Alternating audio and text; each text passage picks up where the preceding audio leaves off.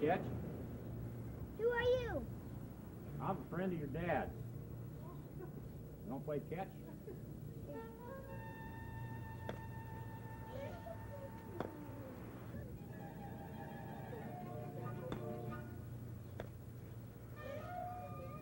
Hey, there's something wrong with your ball here. What? Yeah, there's something wrong with it. Come here. No, there isn't. Yeah, there is. Come here, look at this. Look at this.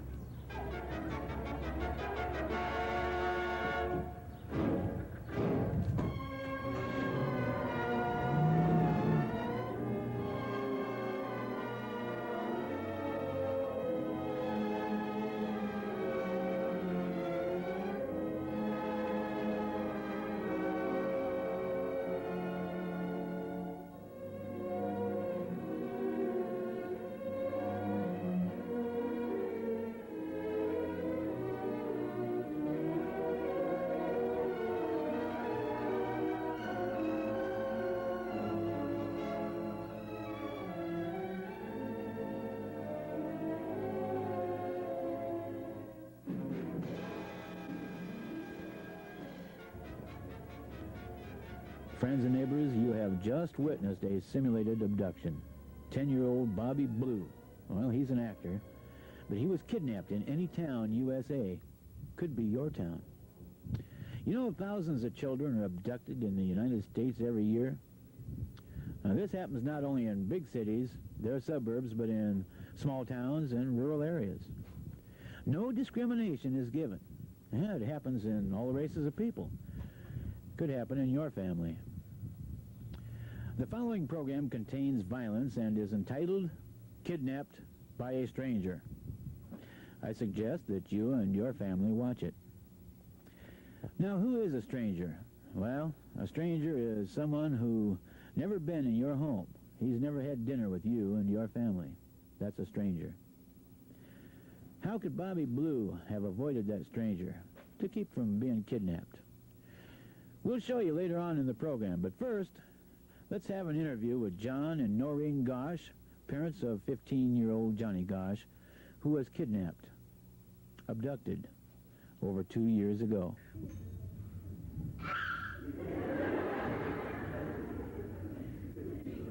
See how easy that was? We're at the high school where Mr. and Mrs. Gosch have just given a lecture on child abduction. Mrs. Gosch and Mr. Gosch, it's good to see you. Would you please explain to the viewers here the circumstances of that abduction? Well, basically, on September 5th, 1982, Johnny started his Sunday morning paper route, like he did every Sunday morning. It was only one of 5 Sundays in that entire year that I was not with him on his paper route. And he took his little red wagon and his little dog and headed out that morning to do his paper route. A man approached him, asking for directions, and was basically last seen slumped over his wagon, waiting for, 2 other paper boys came by it and saw this. And then a man apparently came with a car and ran a stop sign and took off, and somehow they got Johnny into a car. We don't know exactly for sure how they got him into a car or anything else, but he was abducted that fast and under a street light. So where it's safe and where it isn't anymore, you just don't know. Mrs. Gosch, let me ask you a question. What type of a person would steal a child? The type of person that would harm a child or take a child is known as a pedophile. And this is a person who has an abnormal desire for children. And we've spoken with behavioral experts, psychologists, and psychiatrists, and they tell us that they do not know what the cause is of this type of problem or the cure. They have not defined that as yet. So until such time as we have this in better control in this country, prevention has to be a very necessary part of the education for children. Mr. Gosch, do you think that this was one or more abductors who took Johnny? There were 2 men on the corner that morning, and basically we're almost sure that there were 2 people involved. In fact, I hope there were 2 people involved, because usually, why is that? Usually in a situation, if there's more than one person involved in a crime, one person will rat on the other person. And It probably had to take two people to get Johnny lured into a car. He was Why do you say that? 5'7", 5'8", weighed 140, 145 pounds. He had a orange belt in karate, and he was aware, you know, there had been problems in the area and some of these things. But, and Johnny had the ability, if he had to protect himself. But they basically lured him into a car, either by shooting a drug into him. That's what I kind of wondered about. Or something of that nature. Mrs. Gosch, do you have any idea, do you think that the kidnappers, if you assume there were two, have any idea that they may be caught someday? I really don't think that kidnappers think about getting caught. You don't? I think that they are so depraved with their ideas and their desire for children, whether it be for themselves or for profit, that they just go ahead and do whatever they do on a routine basis. I don't think they really consider getting caught, because there are so many children kidnapped every year that the numbers are staggering. These people must not be afraid of the law. Really? When we were younger, we didn't have this much going on. Why is that now? It's changed. Back when I was a child, we've always had violent crime in the United States. But today we have a more pronounced type of crime in which children are being taken and sold. Their bodies are sold for pornography pictures, for prostitution. It has become money-making today. Children are a commodity. And we didn't have it to this degree when we were children. We had crime. Right. But this is altogether different. It has reached epidemic proportion in this country. Has. We're also in a mobile society that you can be on the interstate, you know, in just minutes from Muscatine or any other place you're heading for, and be out of the state within a half an hour in this situation, or any area in Iowa. You can be out of the state of Iowa in a little over 2 hours. And so what happens is that after they cross the state lines, and even if there would be an all-points bulletin put out, before the investigation gets going, you can be out of the Midwest. Do you think that the television media, the movies, the violent films we're watching today has anything to do with the way people behave now? I definitely do, and so do the behavioral experts. They feel that someone who is balanced mentally could maybe view a program and just walk away from it and go home and do something else. But the person that is on the verge of mental imbalance, that is not able to control their emotions, and let's say they do have this potential desire for children, they will go out and repeat a crime if they see it on television. They identify with that. They identify with it, and if the suggestion is there, they do it. Mr. Gosch, John, do you have any evidence that Johnny, your son, is still alive? Well, the phone calls that Noreen received, the situation in Tulsa, Oklahoma, where a boy came up to a lady in front of a Quick Trip store and begged for help and said his name was John David Gosch, please help me. And then two men, one that looked very similar to the man that's on our flyers, the person that actually abducted our son, was with him. And the lady went to the police department down there and told him about the situation. The police department basically told her to, you know, forget about it because it was just probably a parental situation. Really? And then she went home. It bothered her quite a bit, but didn't do anything about it. Then the Adams Show came out. She saw Johnny's picture on there. She said to her mother, that's the boy right there that I saw that morning that was begging for help. And she then contacted us. We got our investigators going, and between our investigators and the FBI, they are pretty well sure that it was Johnny that was seen there. But that's been over a year ago. I was going to ask you how long that had been after the kidnapping. It's been about a year. That was March of 1983 when this took place. And why they waited. Johnny's flyer was hanging right on the wall. Now tell us about these flyers. What have you got here? These are flyers that basically we developed right away the first couple weeks after Johnny was kidnapped and sent them out all over the United States, all over the world really, to put up in truck stops, in morgues, hospitals, restaurants, any place that we possibly could think where somebody that would be in a mobile society would go through, you know, gas stations and places like this, because we knew that if we could keep Johnny's face out there, is that possibly somebody could see them moving through the country. And we've received hundreds of leads from people that said they saw somebody that looked very similar to Johnny or whatever. And Do you have any areas that you could pinpoint right now where you suspect he could possibly be? A great many of our leads have come from the southwestern part of the United States, and in particular, about 13 of the leads, there has been an identification of the man in the composite drawing with a boy of Johnny's description, and then a second man fitting the description of the second man on the street. So we do have a number of those, and it's always been localized in the Southwest. It seems that they hang around there and travel in that area. Mrs. Gosch, do you have trouble with prank callers? We have had quite a number of prank calls over the months. When you go public with a situation, whether it's a kidnap case or no matter what it is, the nuts come out of the woodwork. And they'll call you at all times of the day or night to harass you. Some people will call up and say, Johnny's dead, and laugh and hang up. Really? And it's just incredible what people will do. But we always try to temper the negative side of it with how many good, kind people there have been, and the good, kind people to help find Johnny outweigh the others 10 to 1 every time. So you just have to consider the source and go on from there. It's been difficult, though, I will tell you that. I'm sure. Yeah, very painful. Okay, let me ask you another question. How many children are kidnapped annually in the United States of America? The statistics from Washington, D.C., Justice Department claims that there are basically around 50,000 kids that are abducted every year in the country. There's over 1,800,000 that are missing every year, and they feel that a lot of those are runaways. But again, they do not have a good, accurate figure.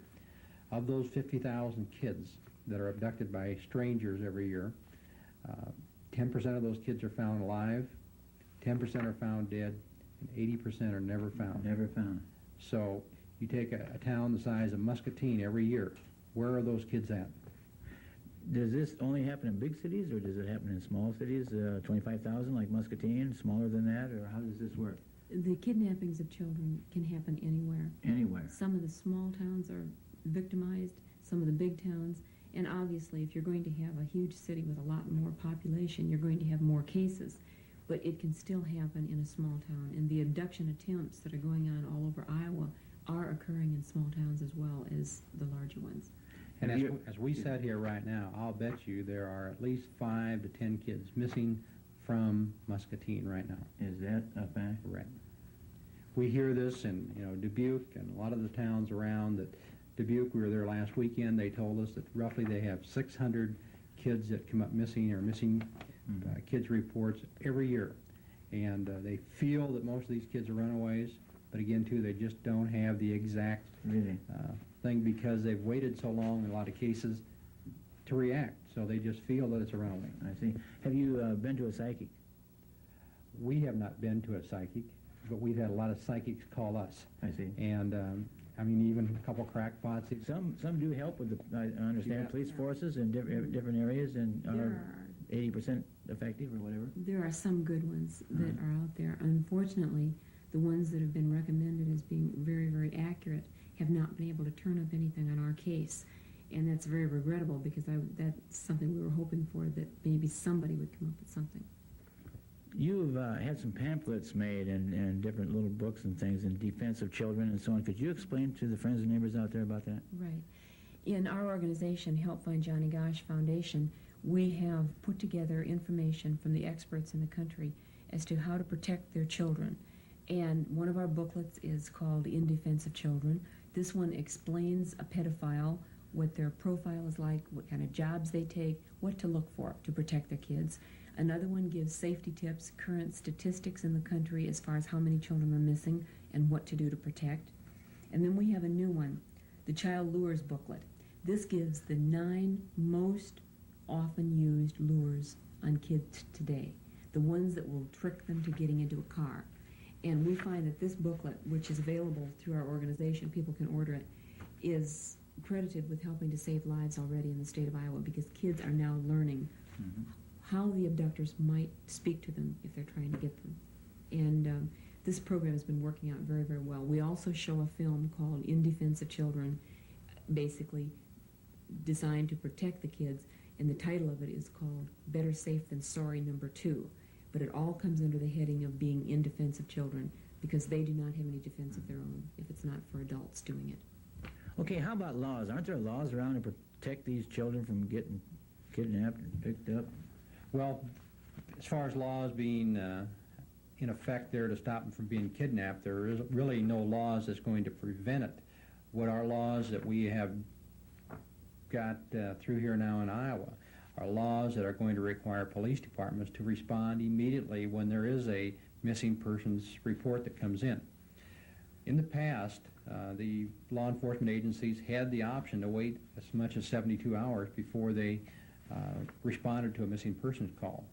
And you know, if you compare a missing child's report to a fire report, when you call in a fire, they send the trucks. They don't send a car out to see how big the fire is. If the fire is small, they put it out, go back to the station. If it's big, they call in other departments. But in the past, when there was a missing child's report that came in, they would send one squad car out to your house, fill out a little report that may take 45 minutes, go back to the police department, and if the chief was around, they'd discuss what they're going to do, discuss if they thought it may have been a runaway, and maybe used up 4, 5, 6 hours of time. And as we discussed earlier, you can be anywhere out of the Midwest in this 5 or 6 Really? hours. Now they have to respond immediately. Every available car that's on duty, officer on duty, needs to be involved in that type of a situation. And so what if they find the child next door playing an Atari game? If he's been missing for a while or whatever, and there is a possibility of an abduction or something of that nature, isn't it better to be safe on a situation That's like right. that than sorry? That's right. And laws that this bill will go into effect July 1st, and it's going to help every child in the state of Iowa. What is this bill called? It's basically was nicknamed the Johnny Gosch bill, but it's just a bill that requires police departments to respond immediately on a missing persons call. The bill is kind of a sister bill with one that was introduced in Florida and passed a couple years ago. After 600 kids were murdered in 1981 in Florida, they finally got that bill through. And then Oklahoma has a bill through very similar to ours. And now the state of Illinois has got the same bill that we have here in Iowa, and they're trying to get this thing passed too, because it is important. And anybody in the Illinois area, I would suggest that you do write your senators and representatives and fight to get that bill through. Because if a child is abducted in Iowa, when they hit the Illinois border and into Illinois, police departments don't have to respond over there right now. Okay, we've talked about kidnapping and disappearances and abductions. What can people do to prevent this? The children, what can you tell the children in the viewing audience and the mothers and fathers what to do to stop this from happening? One of the first things I'd suggest is for parents to have some kind of a check-in system with their children if they don't have it initiated already. If the child is going to a friend's house, have them call and let the parents know that they got there all right. Go in pairs. Don't let them run around shopping malls and let the mall be the babysitter, because the abductors hang out where kids hang out. Teach your children not to let anyone know if they are home alone. If someone calls their home, say that the mother or father are in the shower or something of that nature. But do not give out clues. Do not have the children wear their names on a sweatshirt. This gives the abductor or the would-be molester Familiarity. immediate identification, and they might walk up to a child and say, "Well, hi, Carrie, how are you?" And the kid will wonder, how does that guy know my name? Well, it's right on the shirt. Those are a few tips that people are not aware of, and they do it all the time. In Des Moines, shortly after Johnny was kidnapped, right 10 blocks from where he was taken, women were leaving small children, 2 and 3 years old, alone in a car while they went into the mall to shop. I couldn't believe it. I've seen that a lot. I couldn't believe it. And so, well, you know what I do? I sit right there and I wait for those parents to come back so nothing happens to that child. Because I know the dangers. That's a good idea. You know. Teach your child his full or her full telephone number, including the area code. It's something that a lot of people forget to do. The kid may know the Small telephone ones, number, right. but they do not know the area code. Also, have your children fingerprinted as soon as possible. 2 sets, one for the mother and one for the father in case there's a parental abduction of some kind. Keep up-to-date photographs of your kids. A couple shots every month, so that and put them in a file. And think about it. You may have a lot of fun with them and hope you never have to use them. But if you can have 2 or 3 pictures of your child every month as she's growing up, or her growing up, would be a very neat file to have later on in life. teach your child full address and state in case they are taken out of the area and dropped somewhere, that they at least can give them the address and some of these things. Get dental records of your children. They are probably more important than the fingerprints, because if a child has been murdered and dropped off somewhere, after the child's body has been laying there, or a person's body has been laying there for 3 or 4 days, the fingerprints may not be very good anymore. But the dental records are always good. So that's very, very important. And another thing, too, is to make sure that the school system that you have in your local area notifies the parents if their child does not show up for school. And if that They do that here. They do it here. Mm-hmm. There are some schools that will not do it. We were at a town this afternoon where I understand that they had had a lot of problems trying to get this through because the secretary said it was too much work. Well, I just hope the secretaries do not have any children that ever Really? become abducted. That's right. Because situations like this are uncalled for, when it only takes a couple minutes to make a telephone call to wonder if that child is sick at home or if he's in a car being transported That's right. somewhere in another direction. The little boys in Omaha that were murdered over there, the last boy, his school did not notify the parents, and so there went 8 hours during the day. And if they would have notified the parents, possibly Had a better chance. had a better chance, right? Let's wrap this up with what I think is probably the most important part of the show. Let's describe some of the lures. So this can be at the tail end, and it might stick in some minds out there. What are the lures? How do these people get the kids in the car? How do they do it? One of the first lures that they use that is very effective is that of the love and affection. They will be there to put the arm around the child, to be the buddy, to talk to them, to take them to movies, maybe give them a roll of quarters to play video games. In other words, work their way into a trust situation with the children and many times the parents. Another one is to drive up and ask a child directions. Directions to a restaurant, ask them to help them fix a car. Asking for assistance of any kind is another lure. Also the lure of authority. These are badges here that I purchased the day the governor signed our bill, April 13th in Des Moines. I walked into a hardware store at the foot of the Capitol in Des Moines and bought these badges. This one here is a special police badge. I paid $2.99 for It says on it right there, special police. And the other one was a deputy sheriff badge, and I bought that for $5.99. And they look real. And they look real enough that Impressive.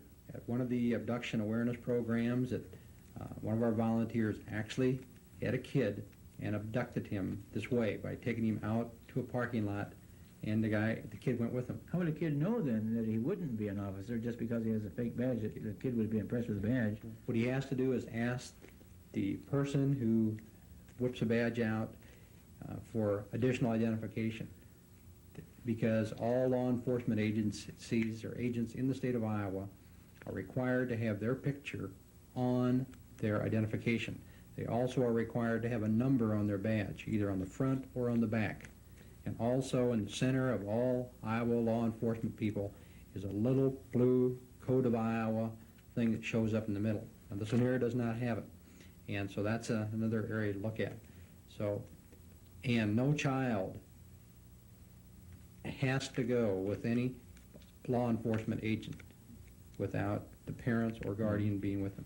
How does a kid distinguish if he can trust someone or not? Say it's someone down at the hardware store that he's known for 5 years, or somebody at the ice cream parlor that he's known for a year.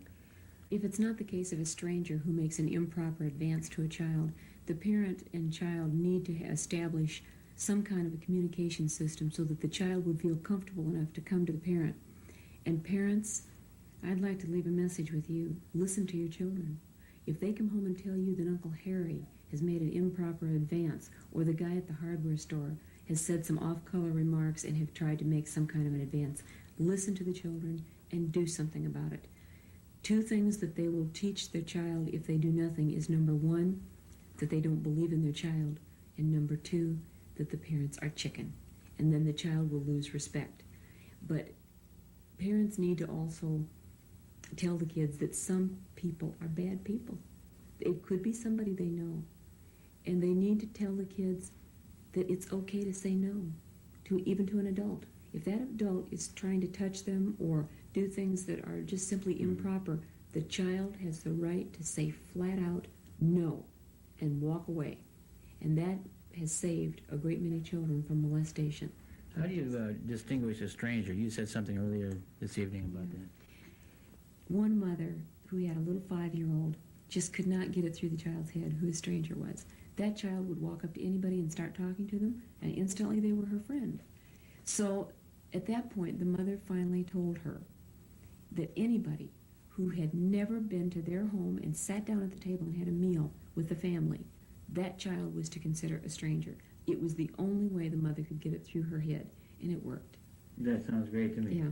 Thank you, Mr. and Mrs. Gosch, for being on Local Color. I feel honored. Thanks. I pray that John and Noreen Gosch find their son, Johnny. Now remember Bobby Blue, our actor, and how he was kidnapped at the beginning of this program, kidnapped by a stranger? What could Bobby have done different? How could he have prevented this abduction? Well, our advice is to stay away and get away. Never let a stranger get close enough to grab you. Stay away from strangers offering candy, toys, or a free ride in their pretty car or on their motorcycle. Stay away from strangers asking directions. Stay away and get away.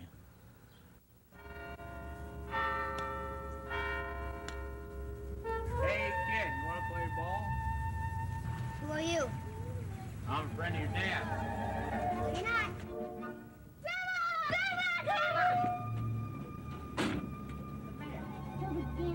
Will you get out of here?